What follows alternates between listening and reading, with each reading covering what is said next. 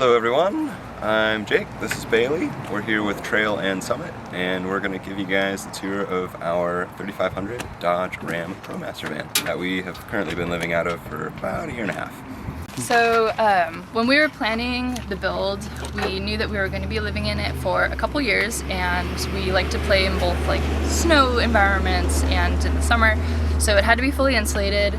So the insulation in here is a combination of rigid board, thin slate, which is kind of like a microfiber that you can stuff into a bunch of places, and spray foam.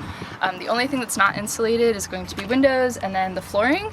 We actually bought this thinking that we were going to be able to pull the flooring up and insulate under it, but it turns out this flooring does not come up. So in the winter sometimes, you know, things will freeze to the floor, but other than that, everything is fully insulated.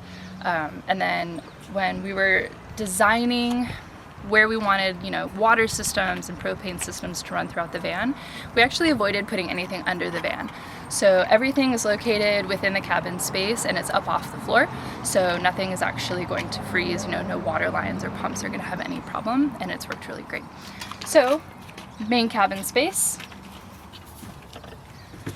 When designing our van, we wanted to maximize cabinet space because we were going to be in it all the time, but we also didn't want to make it feel cluttered, and everything needed to have a couple different uses. So eating and cooking is really important to us, so we did opt for a full range and oven, you know, so, you know, we can cook all the same things that we would in a regular kitchen, which was really important to us. When doing all the cabinetry, so Jake built all of the cabinetry himself. Everything is going to be cedar, and then our countertops are all walnut, so it's pretty heavy. The van totals about 10,000 pounds fully loaded with water, but it's everything that we had wanted. We did the interior exactly the way we wanted for the house that we're going to build someday, so we wanted it to have an extremely homey feel. Jake used all hardware that has a locking feature on it, so that when we're moving around, you know, drawers are not going to slide out. Of course they do if you forget to lock them, which does happen.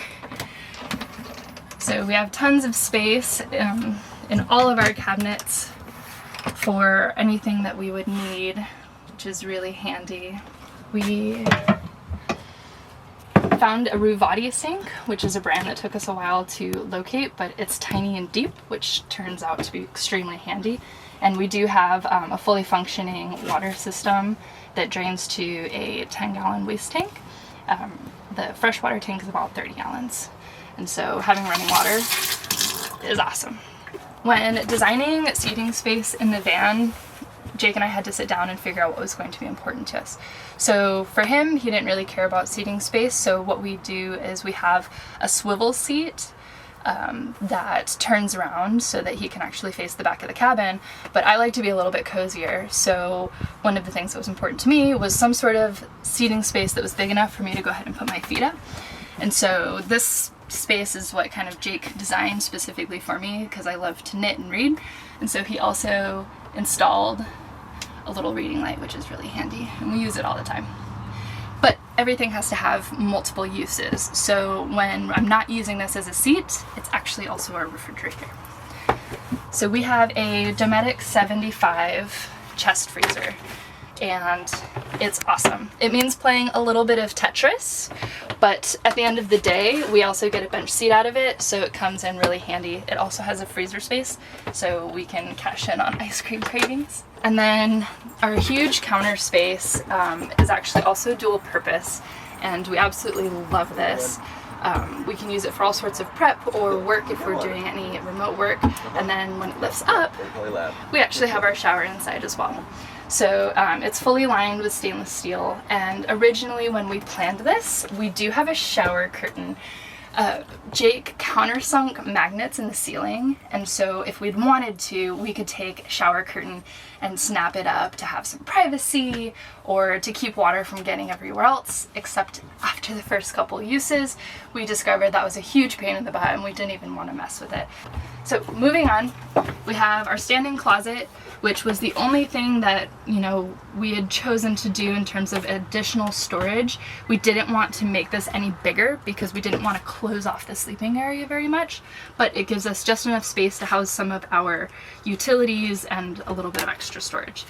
So when you go ahead and open up the armoire, Jake and I both have our own shelves. You know, when living together, you kind of have to like section off space so that you're not always stepping over each other.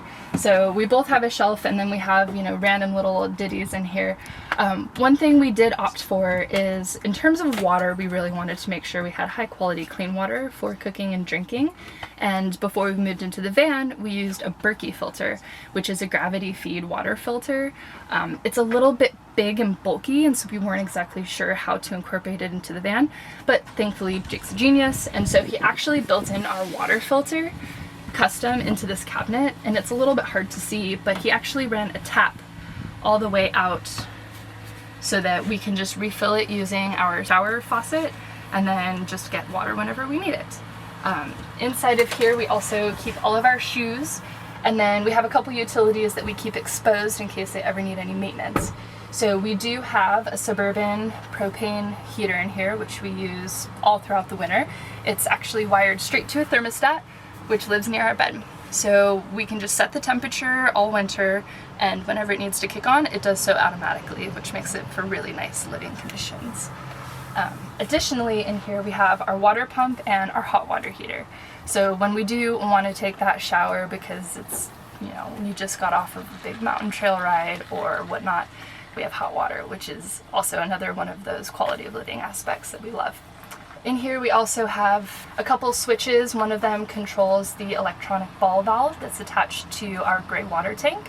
So if we need to dump that, we can go ahead and just flip a switch inside rather than having to go outside and fiddle with any levers. And we also have the water pump on-off switch. So next we have our lighting system, which we wanted to provide as many different options for lighting in the van as possible. We didn't go with really brightly colored interior, which means it was going to be a darker van, but it just means that we had to install extra lighting. So we have a couple of different systems here. Right next to the bed we have a dual system. So the front switch actually controls the main cabin, and everything is on a dimmer, so whatever mood you're in or time of day, you have some options. And then the back one's going to control the sleeping area. So, you know, you have total control over what light needs to be where. And then we also, because it was just too fun not to do, we did install LED strip lights. They're both at the head and foot of the bed, and then above and below the kitchen area. And so you have additional options. You have a lot of different colors, which is kind of fun. You know, 2020 wasn't really the year for entertaining, but it creates some really nice mood lighting and options. One thing I will say about the LED lights that we realized later on was that they take a ton of power despite being LEDs. So, you know, the concept of, well, LEDs, they don't take anything. Well, when you have this many of them, they really do. So when we use these for any length of time, we really have to pay attention to our battery bank. Otherwise, we can run it, you know, a lot lower than we would want to. Other than that, we have a few more cabinets that we have built into our bed platform.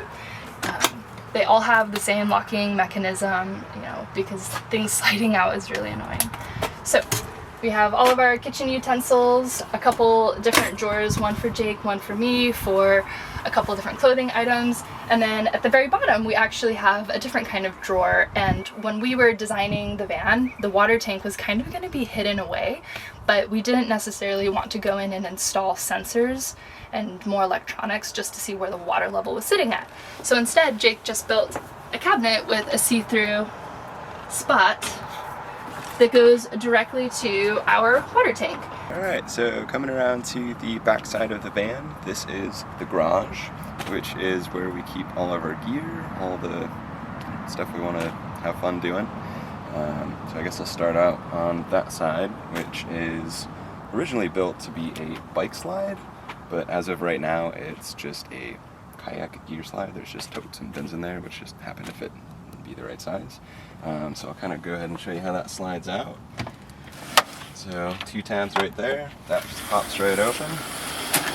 and makes it super easy to access these front fork mounts for our mountain bikes. So we've also got a ladder here, which you might be wondering what that's for. That's actually so we can access the top of the van. That's where the kayaks live. People ask us all the time how we get those things up there, and this is the trick. Moving over, we have all sorts of fun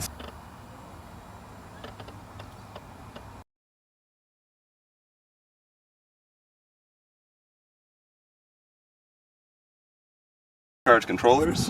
One for solar that comes out of the top. The charge controller next to it is the one that actually runs off of the vehicle itself. So the alternator charges the car's battery. You just hook up a couple of cables to the car battery itself and run them all the way back here. It sounds like a little hair dryer. It's kind of loud, but yeah, most of our power in winter actually does come from the vehicle's alternator itself. Yeah, underneath all of our electrical system is the water tank, which you guys saw from the other side. It's actually behind these drawers. So it sits in there, it's insulated, so it is near the floor, but we don't have any issues with it freezing up or anything like that, so that's actually pretty handy. These drawers are just for multiple different gear, accessories, tools, things like that, bike stuff. Alright, so coming around to the side of the van, there's one thing that we wanted to make mention of just because it's been really imperative in our traveling and our ease of use with opening and closing this door. So we don't always want the door to be fully open. There's times when it's really nice to just have it halfway, where you want it to be a little more concealed or less wind to come in, whatever the case may be. So we actually found this snazzy little device that was on, I believe it was traipsingabout.com's website. Really cool blog, good folks that have a lot of information on their website about van builds and things of that sort. But they did a project with, I believe, a family member where they came up with this just a little piece of metal that helps you keep the door halfway open. So right now it's locked into that spot. If you come over here and you actually look in our track, you can see that there's this little sliver that has a divot in the middle, and that allows this wheel in the roller to just pop up in there and stay in place. So as a final thought for our build, this is also one of our favorite pieces. So we like to adventure out in the mountains, and mosquitoes and black flies are just a reality out there. And so having some sort of bug net in the door became really important. These are actually really hard to find. There was a Canadian company who might still be in business making these. We own a sewing machine and we're able to kind of figure it out on our own, and I definitely recommend you try that, because not having this and camping out in the wilderness somewhere means you're either going to have the van completely closed up and you won't be getting any great airflow because you're trying to keep the bugs out, or you'll have the door wide open and have tons of airflow and no bugs. So what's really nice is once it's zipped down, it does have a magnet closure, which means Coda can go in and out of the van, we can go in and out of the van, and when it comes back together, it just automatically closes. So that is the last piece of our van that we really love and wanted to share with you, and highly recommend if you're thinking about building or want to add on to your van. Thanks everybody for joining us here with Trails and Summit. This was our van tour of our Dodge ProMaster 3500. Hope we could give y'all a little bit of inspiration to get out there and do it on your own. Yeah, if you have any questions, reach out to this guy.